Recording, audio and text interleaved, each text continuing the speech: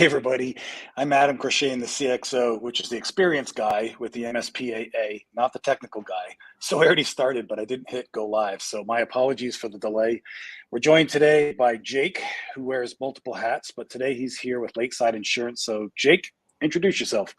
Yeah, thanks for having me on today, Adam. I appreciate it. So, yeah, like Adam said, my name is Jake Charon. I work with Lakeside Insurance. We are a private insurance agency located outside of Denver, Colorado. And we provide a lot of different insurance policies for businesses to help them with their risk. But you're probably wondering, why is my name a risk architect when I sell insurance, even though I have nothing to do with architect?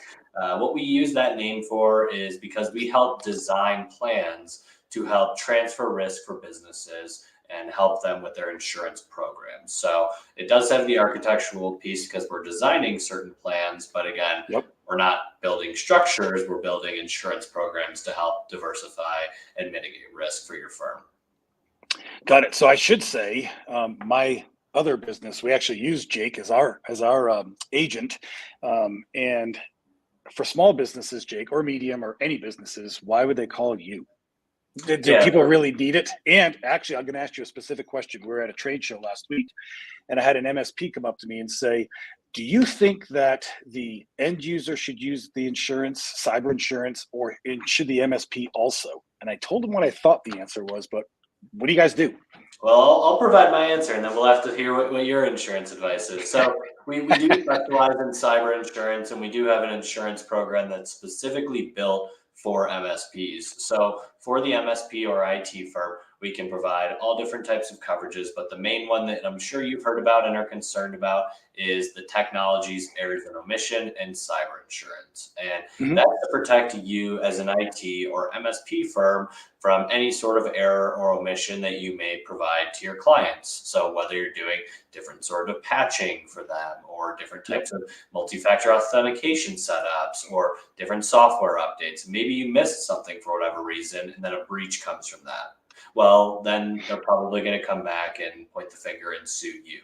But Okay. from the other perspective, like you said, should the endpoint user or the client of the MSP firm also have cyber insurance? And the answer to that is yes. Because as the MSP, I'm sure you're having these conversations with your clients all the time. We need to make sure that you're doing employee trainings. We need to do phishing Yep. simulations. We need to make sure that everyone is reading the cyber incident response plan and that we're all on the same page in case of a breach. And more times than not, if a small to mid-sized business has a breach or a cyber incident, it's probably because the endpoint user clicked a link or they were requested to wire some sort of money and they didn't reach out to Sure. the person and pick up the phone and say, "Hey, Adam, is this you that needs the 50,000?" Sometimes we're moving too quickly, which can cause Yeah. problems. And so getting everyone on the same page, training and doing all of that causes a better risk profile as a business.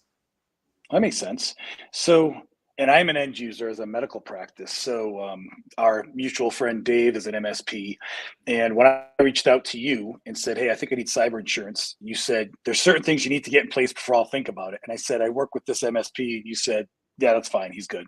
Um, so, are there, I mean, obviously, you're not, do you work only in Denver area, or are you guys national, or how does Yeah, that's a Lakeside do great it? question. So we are licensed in 42 states, so we can write in Well, that's most it? states Just across the 42? country. Just 42 out of 50, not all 50. But if we need to get certain ones, then we can always get another license. But yeah, we primarily Sure. we work here in Colorado because that's kind of our specialty. We know the laws here, we know the different regulations. We do have partners that do help us to learn the different laws, regulations that may happen in other states, whether you're dealing with California or you're dealing with Florida, Texas, anything like that.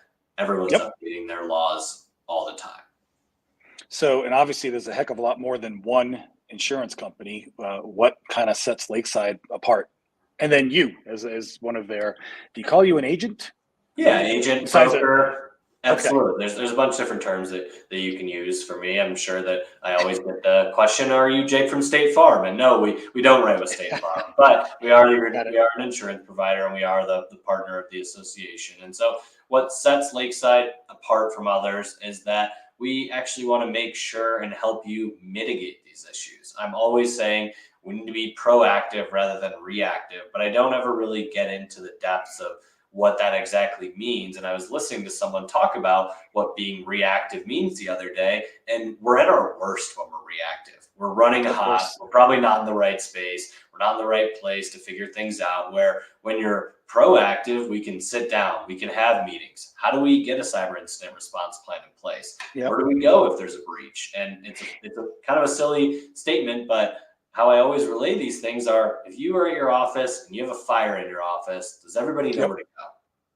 Right? Sure. Most people, hopefully, hopefully they know where to go. But if you have a fire on your computer, do you have any idea where to go? And That's a good always these point. issues are happening when the owners are out, when the person in charge is gone, they're on vacation, they're enjoying their time with their family, and now we have a breach. So what do we do?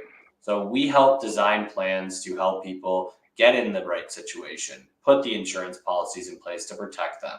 And so whether that's reviewing any sort of contract, again, we're not attorneys, but we're dangerous enough to Sure. help review certain contracts, statements of work, things like that, to Okay. understand what's a guarantee that you're giving to your client and what is your client expecting back on you. So kind of a long-winded answer, but Lakeside tries to be a bit different than other insurance agents. And if you just want to put a policy in place and not worry about any of those risk things, there's plenty of Yep. insurance agents, but we really want to help you in the way that you want to grow your business without worrying about risk. And that just popped in my head because I was going to say most businesses probably don't aim to be stagnant. So one policy forever is probably not the best answer. So it probably depends on what they're doing, whether there's online commerce and all this other stuff, or storage of protected information, right? Um, okay, that makes sense. So then, who typically reaches out to you? Is it the end user, the client, someone like me, or is it cyber companies or everyone? I would say it's probably a combination of all. Usually, you don't realize there's a problem with your insurance policy until there is, which again, I'll go back on my statement. Let's try to get ahead of the curve to figure out what that issue might be rather than letting it happen. So, yes, we have endpoint users such as small businesses Yep. like yourself. I have a lot of partners, like I said, for IT firms that, hey, if you want me to review your client's cyber insurance policy to make sure that what they have is actually cyber insurance and is actually going to cover them in the event of a breach, I'm Yep. happy to do that. And that's a process of going through the applications too. Because one thing that's very crucial to understand is that application that you fill out is a part of the policy because that's what they have to underwrite and understand Sure. what is Yep. Adam's risk profile? What's Jake's risk profile? They only know what you tell them. And if you misrepresent yourself and say, yeah, Adam, we do multi-factor authentication. Yep. Now we have a breach and a forensic team figures it out, then a claim may not be covered. And so that's Got it. not what we want because that's where that bad rap of insurance comes in. Oh, I'm paying all this insurance premium and there's never coverage. Well, let's make sure that we're doing it the right way. We're having these conversations up front rather than on the back end to say, are we covered for X, Y, Z? It's, well, why didn't we worry Yep. about those things before? Just like you would for your business, right, Adam? You're Yep. Yep. constantly trying to get ahead of problems rather than waiting for them to happen. And now you're sitting at work till 8 o'clock at night trying to figure out how the hell do I get this sorted out? Yep. And things that pop in my head is you said proactive and reactive. And I use that when I talk about health and wellness a lot. And I will say that, in my opinion, with my stuff, which I think is true for everything, is if you're reactive, you can aim to be as good enough. But if you're proactive, you can be better. So if I'm reactive to the house burning down, like it might, maybe they'll replace it, but it's not going to be better. Or I can take care of my yard, my house, or my business. And you're talking about fill out the application. All I can think of is like if I'm saying like I've got a Civic, but it's really a Lamborghini. Once Right. they do the investigation, it's probably not going to be covered. Well, right, and again, it could Or go the the same opposite. for the car insurance example is simple. Your 16-year-old son just got his license, but oh, Yep. we didn't tell the insurance company for a full year, and now Jake just went off and got into an accident. Well, Yep. your Oops. risk profile is way different because you've got your 16-year-old son driving the car. Again, be proactive and tell us these things, and we want to help. We want to make sure that your business is run smoothly and safely so that you can grow and not having to worry about these things. Yes, and I think when I first met you probably 2 years ago or something, but I said often enough as a small business, I wore all the hats. And then as I got a little bit more comfortable, I have a separate CPA that does my financial tax stuff. Actually, I have a financial planner. I have a tech person. And then he introduced me, you probably need some insurance type stuff, especially me with medical records. You want that stuff protected. So, I mean, there are horror stories where people get ransomed and $50,000. Or I just heard a story of someone at that tech show last week talking about theirs was $300,000, but they had insurance. So I think it cost them $2,000 or something, or whatever it was for the recovery and all that business. Yeah, it was out of China and all that stuff. They need full Yeah, and coverage. it's crazy. And you bring up a great point, though, and that's another thing that I'm always talking about is building that professional team, whether it's bringing on a CPA, bringing on an attorney, a financial Yep. planner, IT company, insurance agent. We all work in our different fields and we all specialize in different things.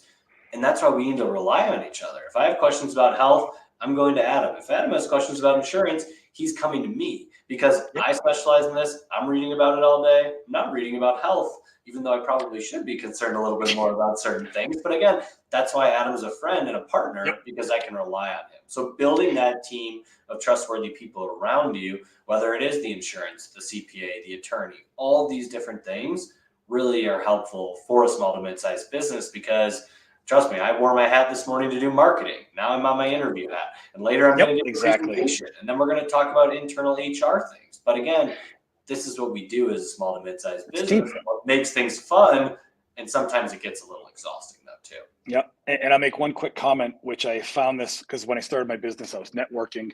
And when I get a piece of mail from the insurance policy that I have through you, honestly, I don't even deal with it. I just call Jake and I just say, do I need to do anything? And you say yes or no. And that's fine. And that's why a good agent, broker, person, I think is vital. Jake, I almost didn't even notice because I'm not the tech person, but we do have a question.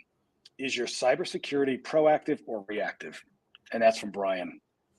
Yeah, that's a great question. So our cybersecurity is always proactive rather than reactive as much as we can, right? There's certain things that end up coming out, Log4j, certain things that have happened in the last few years where we realize, okay, there's an issue going on and everybody's trying to take it down at the same time. So as much as Yep. we try to be proactive, like I talked about with employee trainings that we're doing, different phishing simulations, different things like that, we want to be as proactive as possible. And the cybersecurity comes in with that. But again, Got it. that's where as an MSP, partnering with someone like myself that specializes in cyber insurance, it's a true partnership and teamwork effort because I can't fill out the cyber application for your client.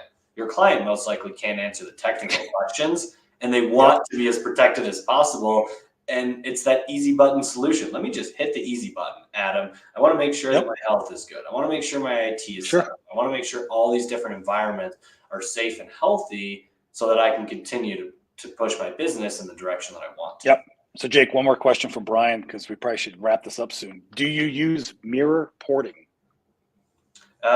Currently, I'm not using mirror reporting. I have been reading about it though recently, Brian, and I'm interested in potentially starting to utilize it. And that's actually a conversation that I have had with a few of my different MSPs that I partner with, but it's not Mhm. something that I'm doing yet, Brian. So I appreciate you bringing that up. All right. So, Jake, any last minute comments? Lakeside, Jake Charon, Yeah, I think that I close. appreciate everyone joining on the interview today. If you have any questions and just want to have a general conversation about your insurance policies, about risk management, any of those contracts and statements of work that you have, please feel free to reach out. People think that when an insurance requirement is set on for them for one of their clients, that they have to adhere to it. But there's certain ways that you can push back on a contract, take a little bit of liability off of yourself, and put it on your client. And until you work with someone that truly understands that and has been able to negotiate things for their clients, you're just going to stick with the status quo. So let's kind of continue to be proactive and not reactive. I like it. So, if people want to reach out, I have the website up on the screen there, lakeside-insurance.com. And then also, you're an endorsed partner with the MSPAA, so they can find you also on that section. And then until next time, and actually, Jake, you and I are going to be back tomorrow. So, see you then, buddy. Thanks, Adam. Have a great day. All right, guys. See you. Thanks for joining. Take care.